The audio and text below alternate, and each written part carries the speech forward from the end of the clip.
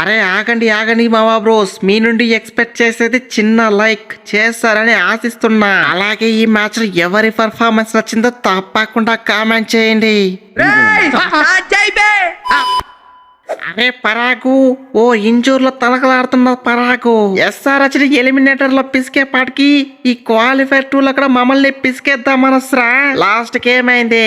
మీరు కొట్టిన 214 రన్స్ ని సింపుల్ గా ఈజీగా నొప్పి నొప్పి లేకుండా పిసికి పడేసినాం. అది భయ్య మా గుజరాత్ అంటే.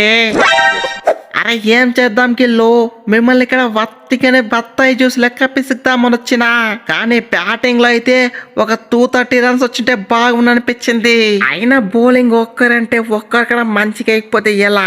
ఈ ఆశ్చర్యతే మీ బౌలర్ని టార్చర్ పెడతాడు అనుకుంటే వాడికే మీరు టార్చర్ పెట్టేస్తే. అరే మా వాళ్ళు మిమ్మల్ని పవర్ ప్లే లో పుల్లలు పీకలే మ్యాచ్ ని మొత్తం సంఖ నాకిచ్చేసి.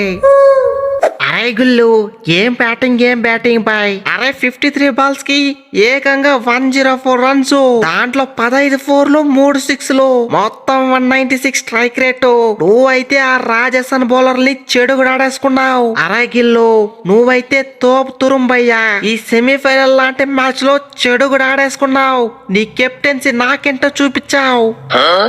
అరే గిల్, ప్రిన్స్ గిల్ అంటారా బాబు, చూసినారు కదా ఏకంగా 50 బాల్స్ కే సెంచరీ పిసికినా. నీ అవ్వ ఇలాంటి నాకౌట్ మ్యాచ్ లో సెంచరీ పిసికా ఈ గిల్ తో పెట్టుకుంటే ఈ మాత్రం ఉంటుంది మరి. ఇక ఫైనల్ అయితే మా అహ్మదాబాద్ హోమ్ గ్రౌండ్ లో చూపిస్తా మా ఆర్సీబీకి మా పవర్ ఏంటో. అయినా గిల్ ఒక్కడే కాదు, సాయి సుదర్శన్ కూడా చించారేసినాడు. బ్యాటింగ్ ఏమైనా బ్యాటింగా, 32 బాల్స్ కి ఏకంగా 58 రన్స్, మొత్తం 8 4లు 1 6, స్ట్రైక్ రేట్ అయితే 180. ఇదంతా బాగానే ఉంది కానీ లాస్ట్ 2 మ్యాచ్ల నుంచి బ్యాట్ జారి వికెట్ల మీద వదిలేయడం ఏంది భయ్యా?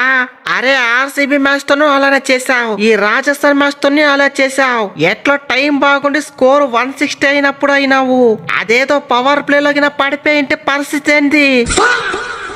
అదే సుందరు, అలా జరిగి ఎలా అవుట్ అవుతున్నాడు నాకే అర్థం కావట్లేదు.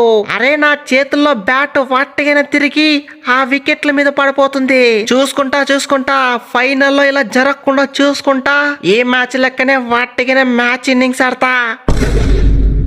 అరే ఏమైంది భయ్య రషీదు, వేసిన 2 ఓవర్లకే ఏకంగా 45 రన్లు ఇచ్చినావు. ఫస్ట్ ఓవర్ ఏమో 18 రన్లు, లాస్ట్ 20th ఓవర్ ఏమంటే ఏకంగా 27 రన్స్. ఇలాంటి నాకౌట్ మ్యాచ్ లో ఇలా రన్స్ ఇచ్చేది.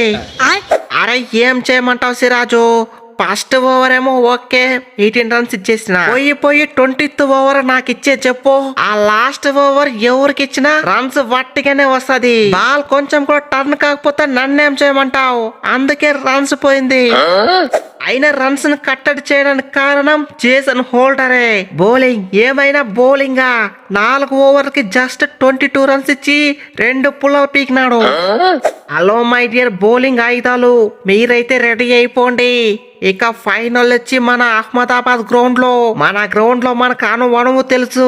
ఇటు బ్యాటింగ్ లో అయితే మనం రన్స్ కొట్టాలి, అటు బౌలింగ్ లో అయితే మీరు పుల్లలు పీకాలి. ఫైనల్ గా గుజరాత్ కి 2వ కప్ అయితే లేపాలి.